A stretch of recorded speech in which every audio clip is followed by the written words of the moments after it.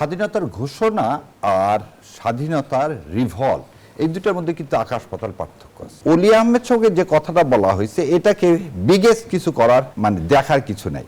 Narrative আর সত্য এইটা রবীন্দ্রনাথ ঠাকুর তার ভাষা ও ছন্দ কবিতায়, আপনি যে ওয়ালটনের কথা বললেন সেদিন আমাদের রবীন্দ্র ঠাকুর ভাষা ও ছন্দ কবিতায় বলছেন বাস্তব সত্য এবং ঘটনা সত্য, এই দুইটার একটু পার্থক্য করেছে। সম্মানিত আমিরে জামাত কিন্তু অলি আহমেদের উপস্থিতিতে এই কথাটা বলছেন, যদি অনুপস্থিতিতে বলতেন তাহলে একটা আলাদা কথা। সেটা হচ্ছে স্বাধীনতার ঘোষণা আর স্বাধীনতার রিভল্ট এই দুটার মধ্যে কিন্তু আকাশ পাতাল পার্থক্য আছে। আমরা যেমন গত 17 বছরের যেটাকে ন্যারেটিভ বলবেন মুক্তিযুদ্ধ সম্পর্কে যে মিথ তৈরি করা, মুক্তিযুদ্ধ মানে একটা মানুষ তাকে ফেরেস্তার জায়গায় নিয়ে যাওয়া, এই জায়গাগুলো থেকে যখন আস্তে আস্তে আমি যখন বলা শুরু করলাম তখন প্রথম দিকে অনেকেই নিতে পারেনি যে শেখ মুজিব আসলে এই দেশে স্বায়ত্তশাসন চেয়েছিল, কোনদিন স্বাধীনতা চায়নি। কেউ নিতে পারেনি যে 25 তারিখে শেখ সাহেব স্বাধীনতার ঘোষণা দেননি, যেটা তাজউদ্দিন আহমেদ নিজে বলে গেছেন। এই দেশে এটা কেউ নিতে পারেনি যে 9 মাস শেখ সাহেবের পরিবার ধানমন্ডিতে ছিলেন